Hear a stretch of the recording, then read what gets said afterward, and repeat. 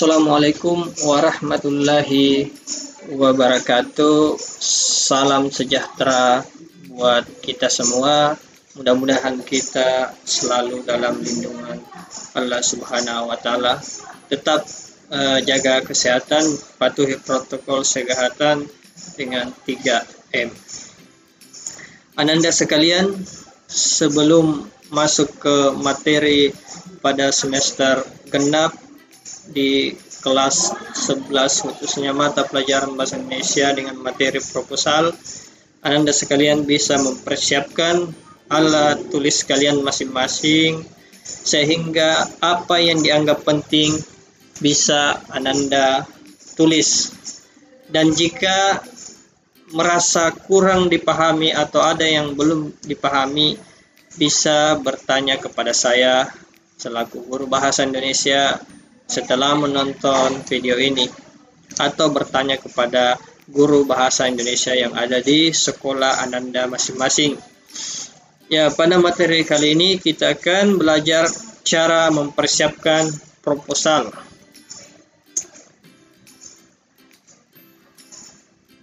Sebelum masuk di materi proposal, ada beberapa pertanyaan yang mungkin Anda bisa jawab.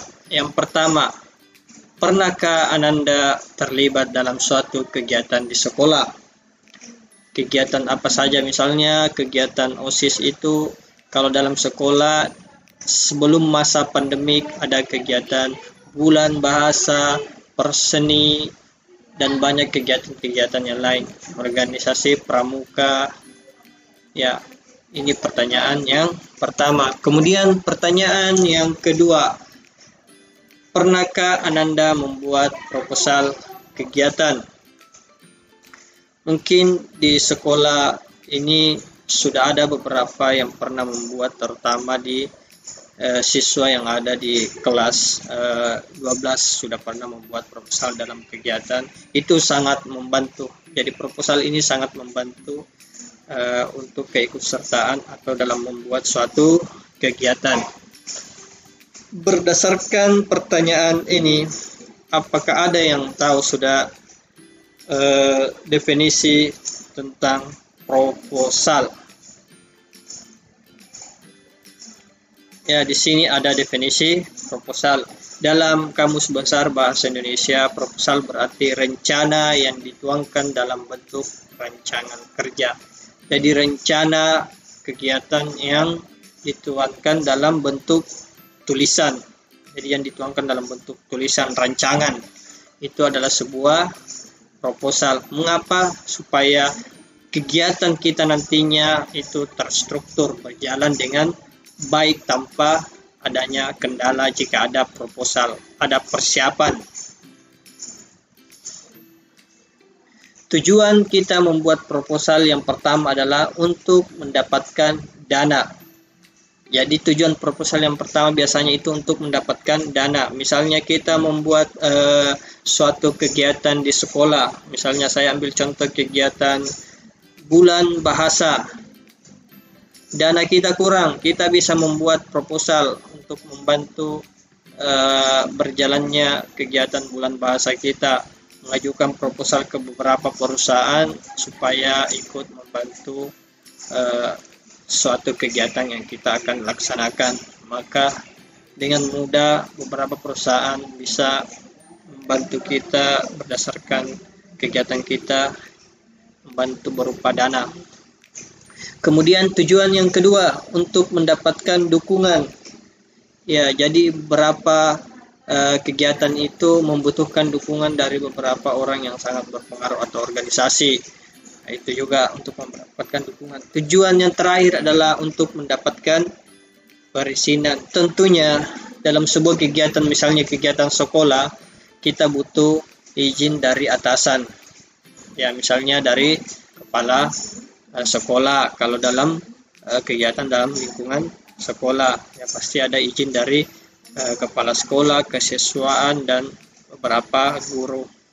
Kalau kita melakukan kegiatan, misalnya Anda terlibat Karang Taruna Kampung, pemuda kampung melakukan kegiatan lomba 17 Agustus, atau itu tidak serta-merta kita bisa melakukan tanpa izin dari yang bersangkutan, kepala kampung atau camat dari kampung tersebut. Jadi ada perizinan. Jadi kita harus membuat proposal rencana kegiatan.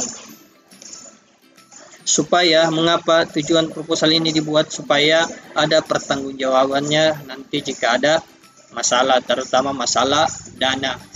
Nah, proposal ini sudah tercantum semua di dalamnya masalah dana yang akan kita gunakan. Lanjut di materi selanjutnya, saya yakin tujuan proposal Anda sudah pahami, Anda sekalian sudah pahami, definisi proposal Anda sudah pahami. Yang selanjutnya, jenis-jenis proposal. Ada beberapa jenis proposal. Yang pertama, proposal bisnis. Apa itu proposal bisnis? Proposal yang digunakan oleh orang-orang yang mempunyai usaha-usaha skala besar. Nah, itu dalam mengajukan barang atau mengajukan perusahaan, mengajukan segala sesuatu yang dibutuhkan perusahaannya, itu harus menggunakan proposal. Kerjasama antara perusahaan satu dengan perusahaan yang lain itu harus menggunakan proposal. Itu adalah proposal bisnis. Kemudian proposal proyek. Yang mana itu proposal proyek? Proposal proyek itu misalnya di lingkungan Ananda sekalian ada pembangunan masjid. Untuk memudahkan dana supaya dana pembangunan masjid itu ada, kita membuat proposal proyek atau proposal pembangunan. Di dalamnya akan tercantum dana yang digunakan untuk membangun masjid, berapa banyak dana. Itulah yang akan dibawa ke misalnya ke pemerintah atau instansi-instansi yang terlibat atau instansi yang bisa membantu kita untuk menyelesaikan masjid kita yang ada di kampung Anda masing-masing misalnya. Jadi jika sekarang ada masjid yang belum selesai terbangun di lingkungan Anda masing-masing, ya bisa nantinya membuat proposal proyek atau pembangunan. Kemudian jenis proposal yang ketiga adalah proposal penelitian. Proposal ini biasanya dibuat oleh orang-orang yang sudah kuliah. Setelah Anda nanti lulus di SMA ini, Anda lanjut kuliah, kemudian setelah mau lulus kuliah semester 7 misalnya, sebelum skripsi Anda harus membuat proposal terlebih dahulu, yaitu pengajuan untuk meneliti, untuk membuat skripsi. Nah, ini adalah proposal penelitian. Kemudian yang terakhir adalah proposal kegiatan. Mungkin yang akan saya utamakan membahas di sini karena yang banyak yang akan Anda temui di lingkungan sekolah yaitu atau lingkungan masyarakat, yaitu proposal kegiatan. Yang mengapa? Karena di sekolah tiap tahun pasti ada kegiatan, dan kegiatan di sekolah itu saya rasa hanya itu saja dari tahun ke tahun. Karena kenapa? Karena misalnya organisasi OSIS itu tidak mampu atau tidak berani membuat kegiatan lain. Kendalanya misalnya masalah keuangan, masalah biaya untuk membuat kegiatan-kegiatan di luar kegiatan yang sering kita lakukan. Alasannya karena biaya. Maka dari itu kita akan belajar proposal kegiatan, sehingga setelah masa pandemik ini berlalu, saya harap OSIS di setiap sekolah aktif membuat suatu kegiatan tanpa memikirkan biayanya, karena kita akan membuat proposal, di mana proposal kegiatan ini kita akan ajukan ke beberapa instansi untuk membantu kita menyelenggarakan kegiatan ini dengan cara membantu material atau dana. Keempat jenis proposal ini yang paling akan ditekankan, dijelaskan adalah proposal kegiatan. Sistematika penulisan proposal. Tentu saja dalam penulisan proposal itu memiliki sistematika atau struktur, dan setiap proposal, jenis proposal itu memiliki sistematika masing-masing. Jadi dari keempat proposal atau jenis proposal yang saya jelaskan tadi itu memiliki sistematika masing-masing, jadi tidak sama, memiliki struktur masing-masing berdasarkan jenis atau kepentingan dari proposal itu. Seperti yang saya katakan tadi, proposal yang akan kita bahas adalah proposal kegiatan. Sistematika penulisan proposal kegiatan. Yang pertama ada judul kegiatan atau judul proposal di cover paling depan, latar belakang, ada tujuan, ada saran atau peserta, ada tempat dan waktu, ada kepanitiaan, ada rencana anggaran, ada penutup. Nah, ini adalah sistematika penulisan proposal kegiatan. Ini proposal kegiatan. Ya, saya akan membahas satu persatu masalah proposal kegiatan ini, sistematika. Yang pertama, penulisan judul. Jadi kita langsung Bapak langsung menjelaskan dengan rinci sehingga Ananda sekalian setelah mendengar penjelasan saya atau menyimak penjelasan saya, Ananda sekalian setiap orang bisa membuat proposal. Jadi sistematika penulisan proposal. Cara membuat proposal kegiatan yang pertama adalah menulis judul. Jadi cover itu isinya adalah judul kegiatan kita atau judul proposal kita. Misalnya judulnya pentas seni dalam rangka memperingati bulan bahasa. Ini adalah cover paling depan judul. Penulisan judul ada dua macam. Yang pertama menggunakan huruf kapital semua. Yang kedua menggunakan huruf kapital di awal kalimat kecuali kata penghubung. Ya, bisa Anda lihat ini adalah penulisan judul yang sudah benar. Mengapa? Karena penulisan judul yang pertama bisa menggunakan huruf kapital semua. Dapat kita lihat di situ menggunakan huruf kapital semua. Dan cara yang kedua bisa menggunakan huruf kapital di awal kalimat. Kalau di awal kalimat saya kecuali kata penghubung. Kata penghubung yang mana itu? Termasuk dalam, dan, yang. Nah, itu tidak boleh menggunakan huruf kapital di awal kata. Saya harap Ananda sekalian bisa memahami lembar pertama dari proposal ini. Kita lanjut ke lembar kedua. Latar belakang proposal. Apa itu latar belakang?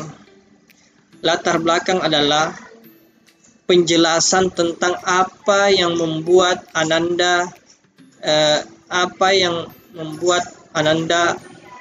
membuat suatu kegiatan. Alasan Ananda membuat suatu kegiatan ini untuk apa?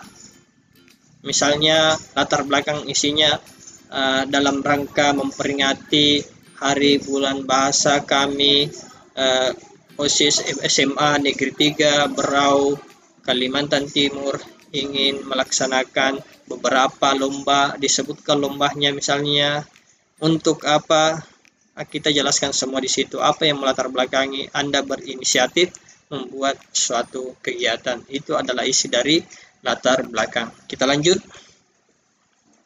Selanjutnya adalah tujuan kegiatan. Kira-kira setelah kegiatan itu kita laksanakan, apa tujuan dari kegiatan itu? Saya berikan contoh penggalan katanya lagi, kalimatnya. Misalnya, tujuan kegiatan bulan bahasa untuk meningkatkan rasa kebangsaan atau untuk meningkatkan pemahaman siswa mengenai seni, meningkatkan percaya diri siswa dalam membaca puisi, misalnya nyanyi di panggung, kan itu meningkatkan percaya diri, untuk melatih kepercayaan diri, untuk mencari bakat siswa yang terpendam. Banyak tujuan kita melaksanakan suatu kegiatannya. Pasti ada tujuan. Sebuah kegiatan itu pasti ada dasar tujuannya masing-masing. Kita lanjut di struktur selanjutnya atau sistematika selanjutnya, bisa dicatat atau dipahami. Saran ini maaf ini kurang A-nya. Di sini sebenarnya sarana kegiatan. Apa itu sarana kegiatan? Sasaran. Ya, maaf saya salah baca. Sasaran kegiatan. Sasaran kegiatan itu yang terlibat dalam kegiatan itu. Kalau misalnya proposal ini tentang kegiatan bulan bahasa di sekolah, ya tentunya sasarannya siswa. Misalnya setiap kelas berapa perwakilannya, itu semua adalah sasaran. Kalau kegiatan kita di lingkungan masyarakat, misalnya 17 Agustus, ya sasarannya pasti masyarakat. Sasarannya pemain bola, misalnya kalau proposalnya misalnya kegiatan pemain bola, misalnya pertandingan bola, tarik tambang, nah itu masyarakat yang terlibat. Selanjutnya struktur yang selanjutnya adalah tempat dan waktu. Tempat dan waktu. Jadi tadi sasarannya itu misalnya siswa, kita bisa jelaskan di situ siswa dengan perwakilan kelas, masing-masing kelas berapa, itu bisa jelaskan dengan rinci. Sekarang tempat dan waktu. Tempatnya sudah jelas apabila kita melakukan kegiatan bulan bahasa tadi, seperti di judul proposal kita ini, itu bulan bahasa, berarti tempatnya misalnya di lapangan basket SMA Negeri 3 Brau, di ruangan kelas 10 IPA 1 sampai 11 ya, IPS 2 atau 12 IPS 2 jika dipakai untuk baca puisi atau lomba menggambar, atau tempat di panggung. Nah, bisa disebutkan semua tempatnya. Waktu, misalnya waktu pelaksanaannya, misalnya dari tanggal berapa ke tanggal berapa, misalnya biasanya 1 minggu, dari tanggal 1 Desember sampai 7 Desember, itu mulai pukul berapa, itu bisa ditulis dengan rinci di situ, di tempat dan waktu ini. Misalnya pukul 7.30 pembukaan oleh kepala sekolah, kemudian dilanjutkan dengan dilanjutkan dengan pembacaan puisi, nyanyi solo, dan lain-lain. Dalam tempat dan waktu ini bisa kita cantumkan jadwal kegiatan kita. Setiap kegiatan pasti panitia sudah membentuk jadwal terlebih dahulu. Bisa kita cantumkan di sini jadwal, waktu, dan tempat. Kemudian struktur selanjutnya, kepanitiaan. Mengapa harus membentuk kepanitiaan? Jadi dalam suatu kegiatan organisasi itu, kepanitiaan itu sangat perlu, wajib. Kenapa? Untuk menghindari beberapa kesalahan-kesalahan. Jika ada kepanitiaan, misalnya acara konsumsi, kita bisa mendeteksi dengan cepat. Misalnya konsumsinya lambat, ya ada panitia konsumsi, seksi konsumsi. Jadi ini kepanitiaan ini untuk memudahkan kita dalam suatu kegiatan, melancarkan kegiatan. Kepanitiaan tentunya bagi Anda sekalian yang sudah pernah ikut dalam kegiatan pasti sudah sering melihat susunan kepanitiaan. Nah, itu ada ketua panitia, sekretaris, bendahara, seksi perlengkapan, seksi acara, dan di sini banyak dibagi-bagi, bisa seksi keamanan jika dianggap perlu. Nah, itu akan bekerja sesuai dengan pembagian kepanitiaan. Jadi ini sangat penting dalam sebuah kegiatan. Itu dicantumkan juga seksi kepanitiaannya. Struktur yang paling penting dalam sebuah proposal, karena tujuan proposal kita adalah untuk mendapat dukungan, untuk mendapat dana, maka struktur yang paling penting dan harus dijelaskan secara rinci di anggaran. Jadi di anggaran itu adalah penjelasan masalah dana yang akan kita butuhkan dalam membuat suatu kegiatan. Misalnya dananya 10 juta, maka itu harus kita jelaskan dengan rinci. 10 juta itu apa saja? Saya berikan contoh, ini hanya contoh biasa. Misalnya contoh dalam bulan bahasa yang diperlukan. Jika ada yang tidak saya tulis, mohon maaf. Yang saya ingat saja yang saya tulis. Bulan bahasa itu memerlukan panggung. Misalnya panggung itu kita sewa, kita tidak, panggung ini bisa kita jelaskan lagi untuk lebih tepatnya lagi, kita bagi lagi panggung berapa. Misalnya panggung 2 juta, dekor 500.000, apalagi alat-alat kursi berapa untuk sewa, itu dijelaskan berapa semua. Kemudian sound system itu kalau kita nyewa, karena kegiatan-kegiatan biasanya itu sound systemnya ya lumayan besar, kita nyewa misalnya 2 juta. Kemudian alat-alat yang digunakan dalam lomba, misalnya lomba menulis puisi, ya pasti ada kertas, ada pulpen disediakan terlebih dahulu. Lomba-lomba yang memerlukan alat, ya itu disediakan dan ditulis biaya berapa. Konsumsi harus dihitung, konsumsi apa saja, misalnya dibagi konsumsi panitia, itu harus dijelaskan secara rinci. Konsumsi panitia misalnya setiap hari panitia harus ada konsumsinya, kue, harga kue 5.000 dikali berapa orang panitia, kali 10, berarti 5 kali 10 berapa. Setelah dikali itu, kali berapa hari lagi, karena kita membuat acara ini selama seminggu, kali 7, jadi 5.000 kali 10 kali 7, itu hasilnya untuk konsumsi panitia. Konsumsi juri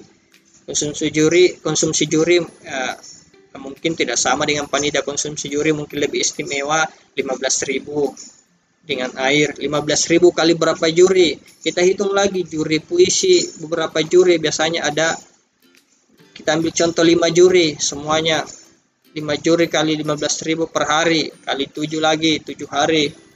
Konsumsi apa lagi? Nah, konsumsi itu saja juri dengan panitia. Peserta ya tidak mungkin makan. Jadi itu harus kita rinci dengan baik. Kemudian di sini juga juri ini memerlukan gaji. Misalnya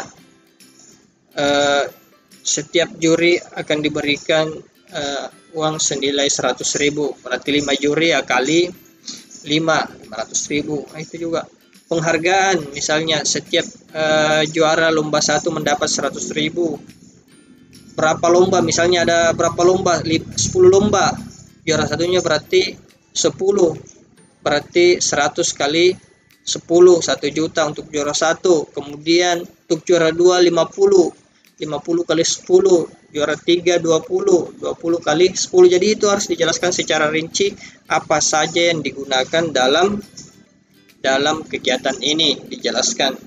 Jadi dalam bahasa Indonesia, pelajaran bahasa Indonesia itu ada juga perhitungannya, walaupun ya cuma hitung pakai kalkulator, tidak pakai rumus. Nah, ini anggarannya, jadi saya tekankan lagi, anggaran dalam sebuah proposal itu harus dijelaskan secara rinci.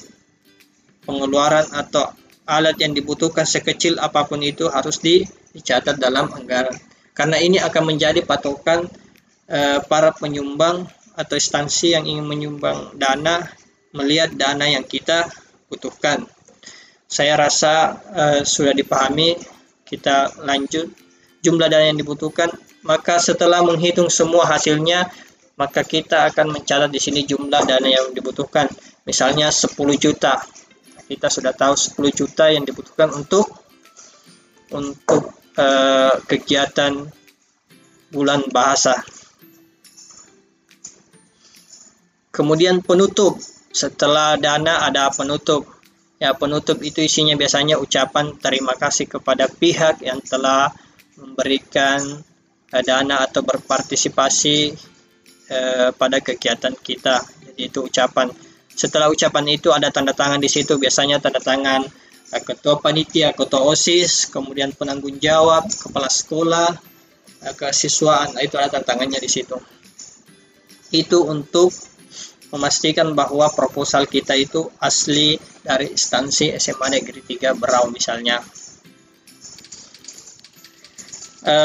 Saya rasa untuk penjelasan mengenai proposal sudah cukup jelas pada pertemuan kali ini. Saya ulangi lagi, jika ada yang kurang dipahami, Anda sekalian bisa bertanya kepada saya selaku guru bahasa Indonesia atau guru bahasa Indonesia di sekolah Anda masing-masing. Saya ucapkan sekali lagi terima kasih. Tetap jaga kesehatan, tetap di rumah, patuhi protokol kesehatan. Assalamualaikum warahmatullahi wabarakatuh. Salam sejahtera buat kita semua.